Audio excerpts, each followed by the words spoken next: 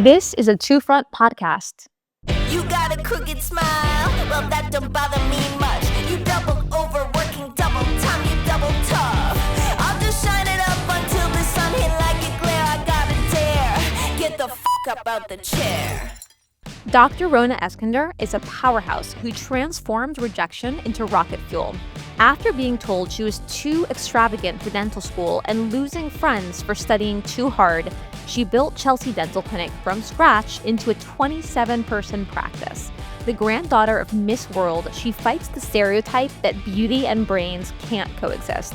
She publicly documented freezing her eggs at 32, breaking taboos. Now she's redefining what female dental leadership looks like, proving that you can be both glamorous and an exceptional clinician. You won't want to miss this episode. Welcome back to The Happy Dentist. This is our first podcast live with Dr. Rhona Eskander. Yay, I'm so excited.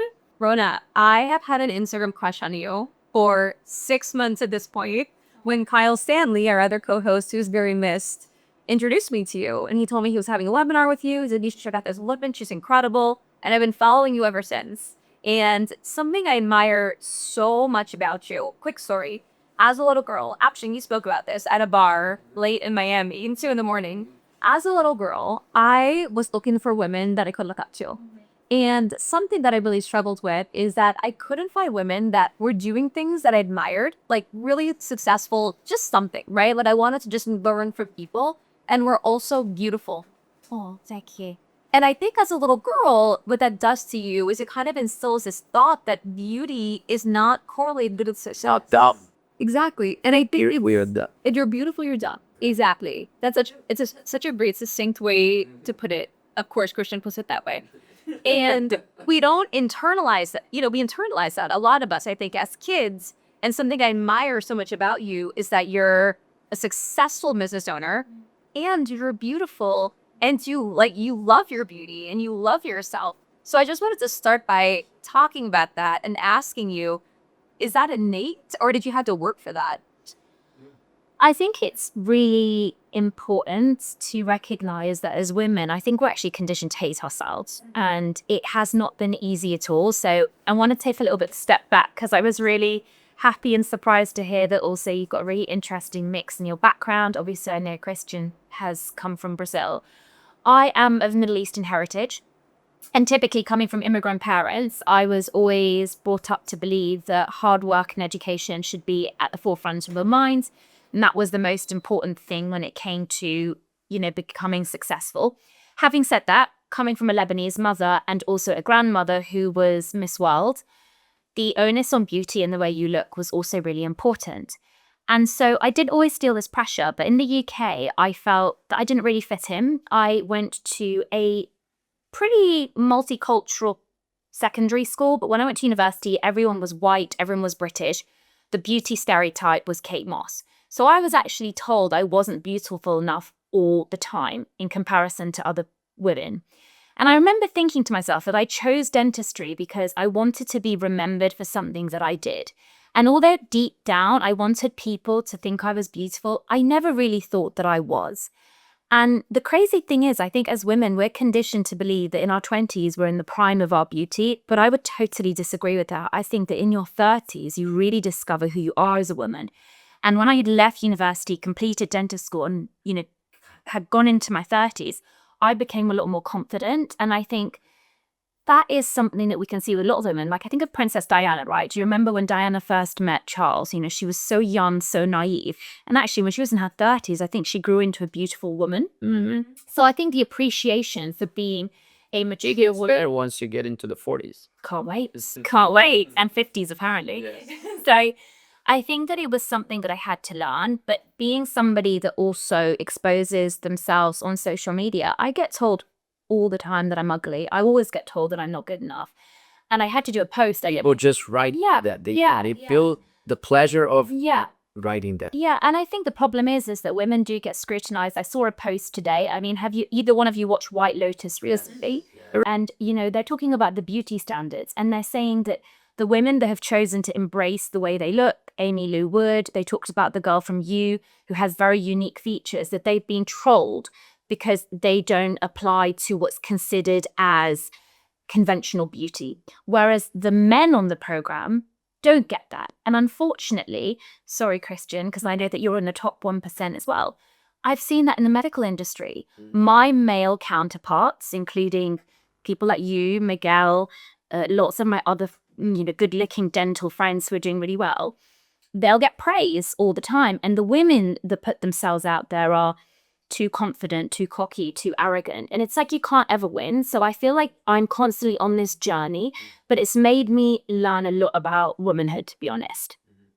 It's such a shame, it's like we're living in 2025. You would think that at this point that women would be more supportive of women. I'm assuming most of those negative comments are from women, right? Yeah.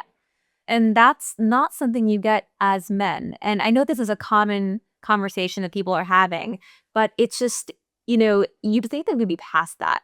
So I'm curious, when you get questions like this, when you get those people that, what do you call it, troll you, do you respond? What do you do about it? So I made a video a few months ago with all of the comments, you're ugly, you're old, you're this, you're that. And I just then cut into clips of my patients, which Christian has watched me today with my patients hugging me, with my patients appreciative. I'm like, I'm not put in this world to make you feel that I'm good enough for you. I'm here to empower women and do good dentistry. And that's like good enough for me, And the thing is that when I get dressed up, when I get glammed up, I'm doing it for myself because I want to feel good about myself, So I do respond in a way, but people say you shouldn't do that. But what I do think is important is that we challenge the way things are. And I want to bring up a story about Christian. I don't know if he's going to remember, because very early in my career, Be careful. you heard it on the podcast. So in 2017 or 18, I was still trying to grow a profile, but unfortunately, I had gained a very social media dentist reputation. At the time, there was a big conference online. I can't remember what it was called. It was something called like the Dentist All-Stars or something like that. And there was a panel of men, and Christian was part of that panel. I didn't know him that well. We'd only met a couple of times, I think, at some Invisalign conferences. And there were 3 other prominent dentists on them. And I was just so disappointed because I was like, again, women can't take up space. Why is it that, women can't be at the forefront of these academies and lectures? And so when they were bombarding me with, the campaigns and the advertisements, I actually emailed the person that was organizing the course. I didn't really know him. And I said, you know what, it's great. You've got some amazing speakers. It would be great also to see a woman, I'm sure, on this panel because they've got a lot to say and there's some great female dentists. I love that. And I challenged it. And I thought a bot had replied to me, but it was like, oh, thanks for your comment. Little did I know that my message was actually screenshot and sent to the WhatsApp group that Christian was in. And Christian immediately replied and was like, and I think they were kind of like brushing off like, oh, what's this comment? And Christian turned around and said, no, she has a point. And I'll never forget that because for me, I still remember it till this day. I'm like, you had the courage to stand up for something that a lot of people wouldn't stand up for. And to make change, we really do need to challenge these things. And Christian, and I think it's one of the course organizers said, we'll consider maybe a female person next year or something. Chris was like, no, we're going to do it now. You're going to change the panel now. And little did I know, as Christian contacted me, I still had the message on my phone because it touched me so deeply and was like, I think you're absolutely right. We need more female leaders. The world would be a better place if we had more females at the forefront. Like, I appreciate women to X, Y, and Z. And remember, this was like 7 or 8 years ago. So this is not even when the conversations that are happening today were happening then. And before I knew, I was on the panel. And, I remember. whether they like it or not, like, he allowed me to take up space. And that was a really pivotal moment because I realized, like, you don't ask, you don't get. You know that sinking feeling when the same patient keeps coming back for crown after crown? Yeah, we've all been there. Here's the thing. What if we could actually prevent all that mess with a simple bite correction? That's where we come in at Two Front. We handle the whole Invisalign process for you. I'm talking 0 ClinChecks, 0 lab bills, barely any chair time. Oh, and we take on the liability too. Your patient gets a healthy bite that'll save them thousands down the road. You get to be the hero who prevented years of dental drama. It's honestly a no-brainer. Check out Two Front and start helping your patients dodge a lifetime of dental work today. Yeah, and I appreciate that you remember that but I cannot take much credit for it because it's so obvious, right? I cannot take credits for that because I think it's an obligation for people to do things like that. So many women, right, including myself until very, very recently, live in fear of what are people going to say? How are people going to respond to me? And so when men stand up for women, it's so powerful. It's so important that it's not just women supporting women. Like it's when I meet someone like you, like, I automatically. But I do believe that it's not BS, cheesy, cliche quote when you say that the world will be a better place, if more women were in leadership position. I think it's pretty obvious. Yeah. I think, but I think you're unique like that, Christian. And I'm not just saying that to, make you stroke your ego or make you feel like you are, amazing. But in truth, you are amazing because a lot of people, as Ingrid said, won't stand up. And the problem is there's so few women that also support each other. I'm not into the gender wars.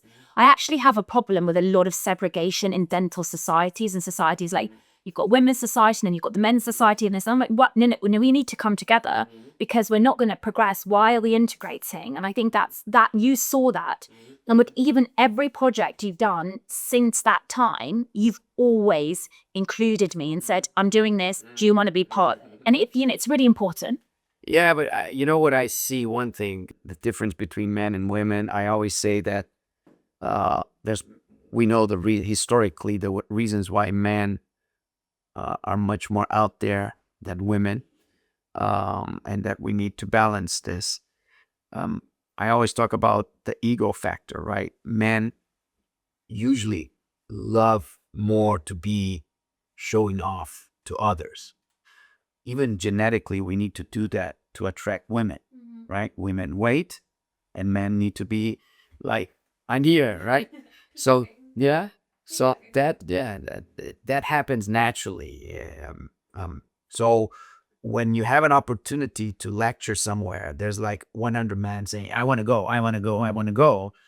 And for a while, I was like, women should fight more for the position. Women should, why? Many times I'm talking to amazing women dentists and they're like, I don't know if I need it. Why do I want to go travel where, and then give a lecture, And I started to realize that is actually another quality. And of course, we're generalizing here, but it's another quality from women that there's less ego involved. There's less show off. I have a feeling that women usually care more about what matters more than men. And men care too much about showing off for others. And that's one of the reasons why we see more men out there, right? So I'm saying this because we need to work on the space and opportunities need to be equal. But one of the reasons may be that women are just more evolved in terms of, focusing on what really matters. I'm running my business. I have my family. I have my amazing patients. I have my life. I have my workout. Why do I want to go and start lecturing? I think I would disagree. I'd like to see Ingrid's point of view on this because I think the thing that springs to mind as well is, unfortunately, is there's a lot of competition. Have either one of you heard of the term internalized misogyny? No. So internalized misogyny is a term that's become quite popular in this sort of social media psychology space. And it basically says that women have also been conditioned to compete with other women, okay? And that, I find as well that I get very little support from women unless I meet a strong woman like Ingrid, where immediately it was like, you're my counterpart, like I'm not competing with you. With internalized misogyny, it would say that if a woman looks at me and says, what's Rhona doing? She's a show-off. She shouldn't be doing this. She's not good at dentistry. They're saying that she has this sort of, she's been conditioned that way and that she actually doesn't think that way because women have also been conditioned to be in competition with each other for male attention, okay?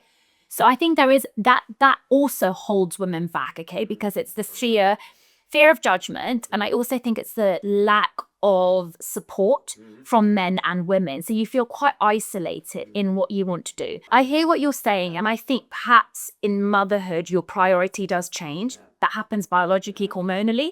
you stop caring. You're like, I don't have time to care about this stuff, you know? But I do think that more women do want to take up space. They're just afraid. I completely agree with you. You know, I hear what you're saying about like showing off. I actually see it a little bit differently. I think that when you're doing something incredible and you're lecturing, you're giving value to the world. And Women are usually more pragmatic. You know, I've been helping speakers put lectures together for many years, right? We are working together on this as well. And I see men, like, when they're putting their slides together, they're like imagining themselves on stage, killing it. And, you know, and women are just like, I want to get my message through, you know, I want to be useful. I want to teach, you know, and men are like, I want to show off. But I think it's about taking up space. Women, again, are afraid to take up space because they've been told, don't be too arrogant. It's the same thing as weight, right? You put on weight as a woman. Have you not been eating salads? Have you let go? If they become too skinny, you're not eating. It's amazing how people love arrogant man, huh? Yeah, He's comfortable. I never understand that. exactly. That's what I'm saying. So I think we're kind of like singing from the same hymn sheet where we're like, it's more about us needing to make ourselves smaller as well, because that's the way we've been taught. oh, that's for years, right? Wait, that's why I think you're so impressive and like I love you so much. You don't know what you just met. Because, but you know why? Like, I feel like I know you, I see you, I know what you've been through to get to where you are. And I think that women have to go through so much. I mean, maybe not more, right? Because I don't know what men go through, but women have to go through so much to get to where you are, to build a following, to go through all the. I have a feeling it's harder to be a woman. So you'd have to be a woman and to, I mean, I don't know about you, but something that I went through when I started this path of building this company and doing something different, I got a lot of hate. I got a lot of hate from my friends, from my family, and I actually lost a lot of friends. I lost a lot of friends in my 20s who just thought, like, I don't know, I guess I was weird, I was different, I wasn't having kids, I wasn't getting married yet. I love weird. Like, gays, Yeah, I love you too. But I lost it, and it hurt me a lot. And I'm wondering, did you also go through that, or did you always have a circle of powerful women? I will compliment if you can break your career into phases and give a little bit of a timeline of the moments you went through. Yeah, sure. And you know, the challenges of each moment. So I think one of the strongest motivating factors for me was that my father came as an immigrant to the UK with £10 in his pocket when he was 21 years old, escaping the regime in Egypt because he's a Christian Egyptian. He put himself through medical school. He left the UK at 38, met my mum abroad. She was qualified from Berkeley. They were working in a hospital in Saudi Arabia doing the expat thing. He was like, my daughters need to grow up in a democratic, free society.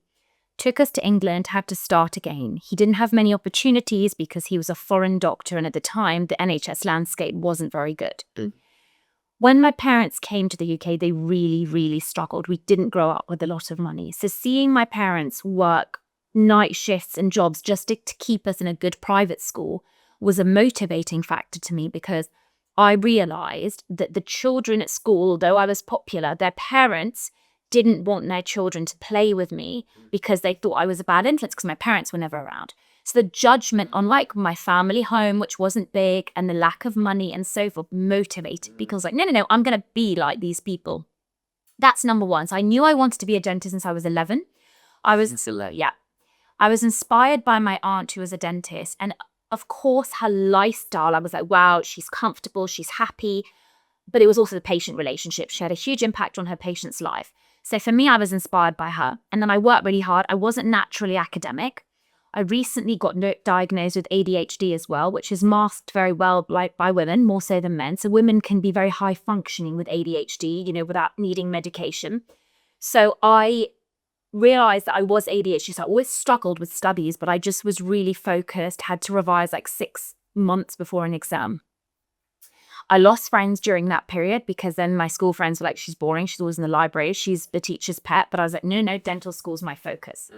When I got into dental school, one question on this first phase, because there's some very successful people that talk about growth only comes through suffering. If you don't suffer, it's important. Some of them say it's impossible to grow. And that's why kids from rich family, they struggle so much becoming, Yeah. and finding a purpose. And so do you believe in that? Do you know what? I know both of you are going to think this is crazy, and you might agree. Sometimes a little sick part of me likes life to push me in a difficult way, because I think that if you're not in a difficult situation, you can't have growth. It's almost impossible to have growth. So sometimes I'm like, I obviously don't want terrible things to happen, but like, I am grateful for those really challenging moments, because otherwise I just would stay stationary. And I think staying stationary scares me more than anything, and either you win or you learn. That's my view. You don't really lose in life, no matter what you think you've lost. You just win or lose. No, you win or you learn. I feel like I'm looking in a mirror at myself. Like, yeah. So that was why I'm always a little bit of a risk taker and a go-getter. So that's you getting into dental school. now, I applied to dental school. My first choice was Bristol University, because you could only apply to 4. I got interview for 2. I went very much being myself. Rhona, it's Sabbath. They didn't like it, and to be honest, dare I say, the dental school system in the UK was very much geared for the NHS, and the feedback that I got is that they didn't think I'd be focused. They thought I was a little bit too extravagant. And I had everything. I had the grades, I had the extracurricular. I was really broken. So for my second interview at Leeds, which was my second choice, I went totally as you would imagine a stereotypical scientist. I plain clothes, almost all those outfits, and talking about the fascination of, I don't know, enamel structure, the hospital system. I have no idea. And I got in. Okay, but I felt like a fraud, because all I did was I pretended to be someone I was not. And when I got into dental school, I did not really get on with the dentist. I hate to say it, but even like, you are my people, right? I don't think there's a lot of us around. I think it's sometimes really hard. And I do sadly believe that a lot of people that are very scientifically inclined naturally struggle with the softer part of their brain, if that makes sense. I don't want to generalize, but that's what my experience was in dental school. People really struggled with that part. And I loved theatre and politics, and I wanted to talk about world problems. Yes, I ended up living with all of the artists and the creators, which was amazing for my career. Once dental school had passed, I guess I didn't have many friends, back to your original question. But you mentioned that during school, before dental school, you lost some friends because they thought you were boring because you were so focused. Yeah. Once you got into dental school, and probably many other friends didn't get into something that difficult, did you get some friends back saying, oh, maybe she is cool? Do you know what? I didn't care in the end, because I think it's a good shedding, right? Because what I realized as well is, and this is quite controversial, so don't cancel me any other saying this. I do think you're the product of the 5 people you hang around with most, right? Isn't that the saying? And what I found is that the naturally more ambitious people were the ones that stayed my friends. So the ones that went on to do amazing things. My friend, she is a diplomat in Singapore. My other friend is a psychotherapist and used to work at Sky News. These are my school friends I'm still friends with. My other one has an osteopath clinic. And that's pretty much who I stayed in touch with from school. And I'm fine with that, right? Because I found there was a natural shed, and I enjoyed being around people that were really motivated, because that inspired me. And I think that's carried me on in life. I don't believe that the 3 of us are sat in this room by chance. I think 3 of us are sat here because we are vibrating, I believe in all that stuff on the same level, the same frequency, and that is the ambition. This is the need to want to make a difference in this world, essentially. So I think there is a natural shedding in life of that, and you will lose people along the way. And that continued throughout my life. It's hard because I think I'm a people pleaser. I hate being disliked. I really hate it. I really struggle with it even now. So I don't like cutting people out. But, sometimes there's a natural shed, and I'm okay with that. When you see your old friends who you kind of outgrown, or, they weren't as ambitious, how does that make you feel? Sometimes I feel like I'm a mean person, because I'm like, oh gosh, did I just not like them? Payment. So my co-host for the Dental Leaders podcast, I don't know if you've seen, he's like, I bring a lot of my friends as guests and a lot of my patients. And he's like, you don't have anyone average in your life. And I was like, that's not true. That's not true. And it made me feel bad, but I was like, I don't know, I guess I just like to be around people that I'm inspired and interested by. And it doesn't make you bad people, right? Because there are people from my university who I drifted by, and they're very comfortable with the life they have, the 9-to-5 life. They're happy. That doesn't make them bad people. It just means that I have less in common with them, but I wouldn't necessarily cut them out. But if your people, the ones that you mention, are cutting you out because you want to progress, they're not your people, and they're never going to be your people, because that's what I have a problem with. People making you feel guilty about wanting to make your life. Lana, I want to pivot the conversation a little bit. You are a pillar of a powerhouse of a woman who is a dental practice owner and have figured out also how to build an influence and build a successful practice. And I think something that I didn't realize when I decided to become a dentist, when I was 8, is that how hard it would be as a dental practice owner compared to like my friends that are illegal and like get 6 months of PTO, or like they're teachers and they get a year off of PTO. So I'm wondering how that has affected you. How has it affected you to be a practice owner and a dentist? How does it affected your choice in motherhood, partnership, when decided to make these decisions? So I think that because of all of the rejections, so like just a quick summary. So during dental school, I got all my grades. I did really well. You have to do a foundation year called VT. I didn't get into any VT practices. And again, it was so weird because I was like, God, am I that unlikable? There was just something that principals did not like about me.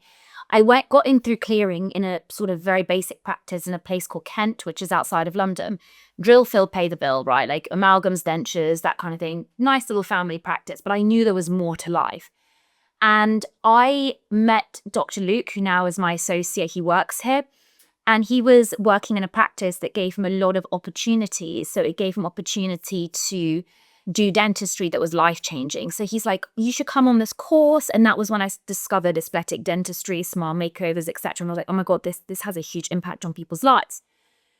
I then created a portfolio, started CV dropping all over London, okay? And I literally found the cover letters that I used to send them in 2013 being like, hi, I know you're not looking for an associate, but like I'm really keen, I've got team spirit.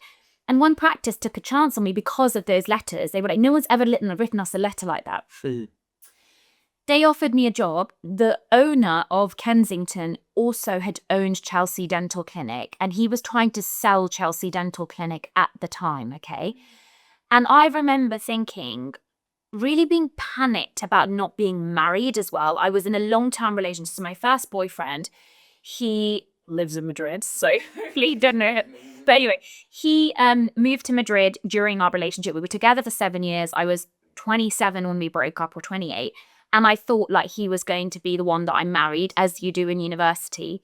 And it didn't turn out like that. So I turned my pain into power, because I was like, do you know what? I'm going to focus everything on work, but I need to also date, So it was this like panic of like career and dating. And I think that's what a lot of women struggle with, because they're like, what should I put my energy into? I want a family and I want a good guy, but I'm focused on building this. I had to do these things together, basically in tandem, which was really, really hard for me. And actually, we broke up in 2014. And the first time I saw Christian on stage was a week after that. I was broken. It was the BACD in 2014. And I remember going, and I was just like this like single nervous person, And I was trying to just like propel myself and propel my career. My boss was trying to sell Chelsea at the time. So I took the opportunities to work in this practice and build it basically from nothing into what it is now, and end up buying from him, which is a different story. But the pressures of doing everything at once were really real for me. And I struggled to find a partner that I felt could match me. I felt that a lot of dentists, I don't know what your experience were, interestingly had not necessarily wanted to date other dentists, like unless they'd met in dental school. So there was this sort of like intimidation thing that was going on. I found it really difficult to meet men that, I really thought that I wanted somebody that was like narcissistic alpha, basically, which you often think when you're somebody like this. The dating history is like a completely different thing. But anyway, but in the end, and I have made a lot of mistakes on the way, but in the end, but you know what? But I had to continue building the practice, because that was the only thing that kept me sane. Motherhood was something that stressed me out. My dad's a gynecologist in the Middle East, and so by the time I hit 30, he was like, Rhona, what are we going to do? I was like, oh my God, no one's going to marry me. The clock is ticking. Yeah, the clock is ticking. Oh my God. He told me to freeze my eggs when I was 32, which I did. That was when I met my now husband. And I think freezing my eggs was one of the best things I did. And what I did is I documented the pressure, took the pressure a little bit. Yeah, it took the pressure off. But also I decided to document it and talk about it online. And it was not when anyone else was talking about it online, because I know Mehi's Sarita and there's loads of people doing that work. So people are like, oh my God, she took a stigma. She's not got babies yet and she's freezing her eggs. And you know what I mean? There was that stigma. So I think, yeah. There's something wrong with her. Yeah. I mean, clearly. I knew it. So yeah, it's always been difficult. I think it's always been difficult to choose like your life decisions and your career. 100%. And I think for so many women that are listening that are probably dentists, I think a huge problem is, what do you do when the kids are born? Which is obviously, you can't take time off. What are you going to do? You're still paying your overhead. You still have to pay your associate, but you're not there. And you want to take off with your kids. So I know you're not there yet, but it's something that I'm starting to talk to a lot of female dentists about in terms of, what do you do? Like, this is something that we didn't think about as a kid. I'm terrified, if I'm honest, because I'm the face of the clinic. I'm still the main breadwinner of the clinic. Although I have, I've got a team of 27 people now. So, I'm really fortunate. So yeah. And I'm really fortunate that I've got some incredible dentists that can do some amazing work. But unfortunately, a mistake I made was building the brand around me. I know you've had those challenges and had to pivot as well, because when you make yourself the face, it's really hard. It's really hard because they want you. But I panic about it. But again, like, it was really important for me to have a partner that was equal to me in a way. And I know I'm really fortunate because I know that I can have that support from somebody, and not everybody can have that support. And that was a very conscious decision for me, because I was like, okay, fine, I can support a guy. I can choose somebody that's like less in this way, but I really didn't want to. And having a partner, and I know both of you are privileged enough to have partners that are in your business, I really think it's one of the biggest decisions you make in your life. And someone that can really support you through those moments is really important. There's many boxes you need to check, right? Mm-hmm. Yeah, Christian and I have had a lot of conversations about building businesses with your partner. Yeah. It's hard, and it's nice, and you guys have that separation. It's nice that you can come home and you're like, honey, how was your day? But towards the end of your life, if you survived, it's probably something very nice, to be still together, look back and say, gosh, we did it. Yeah. We did it together. I survived. It's a huge blessing. I almost killed you like 200 times. Every day. So you and your husband work together at all in any capacity? No, so he started to get, so he's your finance bro. He's not 6'5" and he doesn't have blue eyes, but but he he's actually got a completely different brain to me. So he started to get involved in the dental business, and he is really amazing at it because he's very logical. So because he's finance, I'm creative, right? So like, people say to me, Ash just said to me, do you prepare for podcasts? I'm like, no. He said, do you ever write the questions? I'm like, no. And that comes naturally to me, right? Like, you can even see the way that I'm with patients, like that also, the emotional side of my brain is like, okay, like ideas, I can make an Instagram reel and Improvisation, creativity. the logical side, like the numbers, the Excel, the optimization. If you want to scale a business, you really need somebody that knows that and stuff. And that's where my husband came in, and it's been amazing. That's so incredible that you On that, she's more like me than you. on the number side. Yeah. Are you on the style? You are.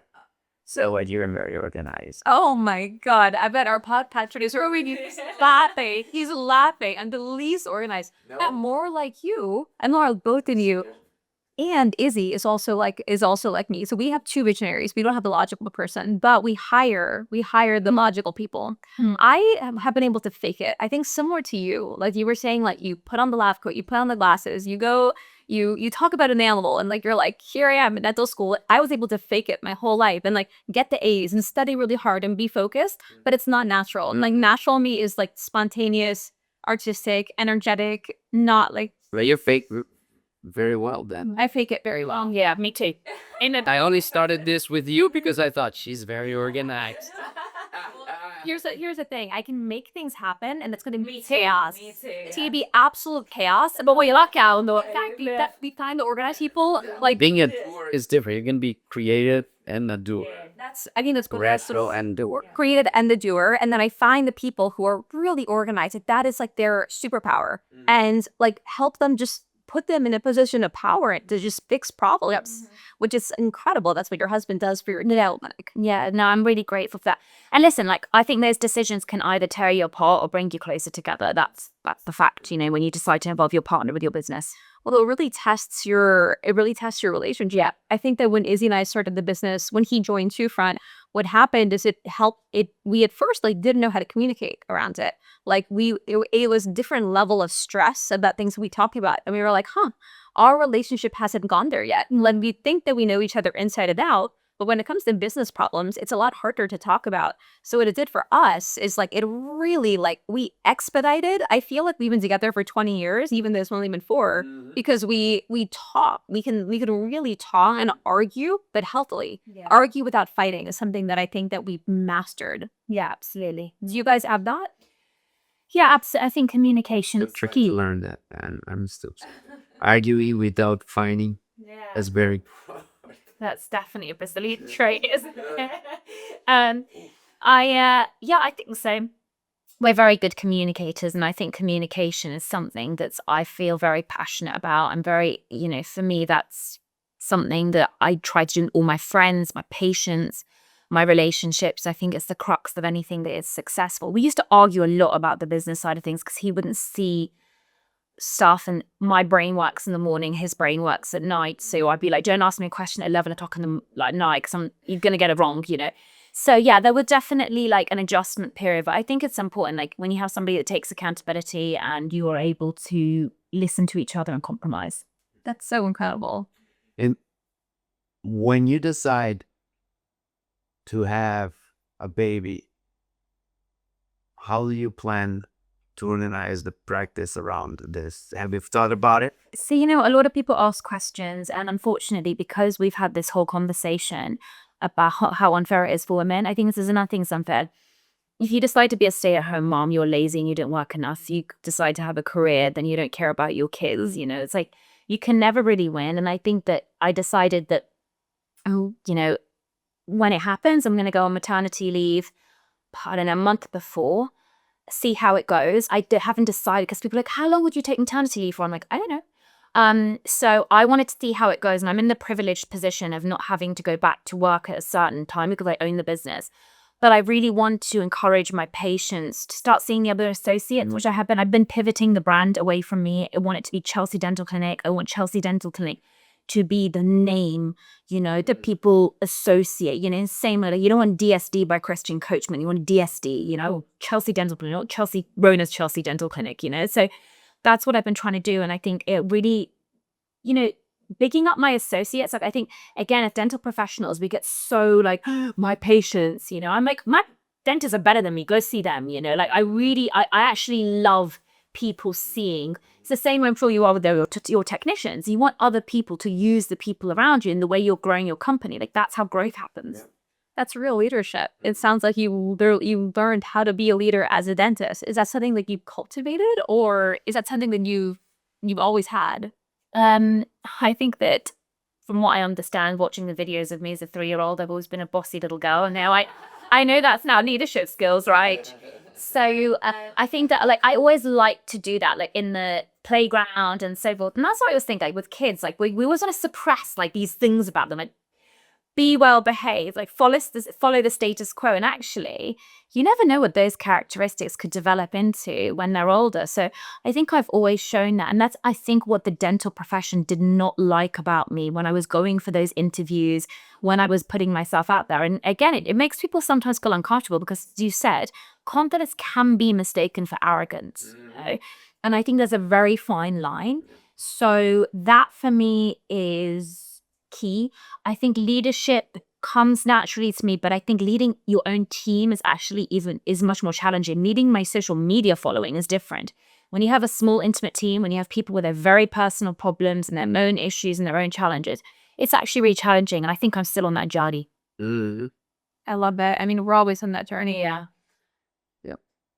I was going to say, Rhona, keep doing you. Like, I'm speaking on behalf of like my 5-year-old like little girl, where I'm like, where are all the beautiful, powerful, successful women that I want to look up to so much? And there are 5-year-olds and 10-year-olds and 15-year-olds all over Instagram looking at you, being like, I want to be like her. And that is so cool. Like, the fact that you're so many people's role model is so incredible. So keep going, because it's absolutely incredible. And, you know, I send your profile to like I have 4 little sisters.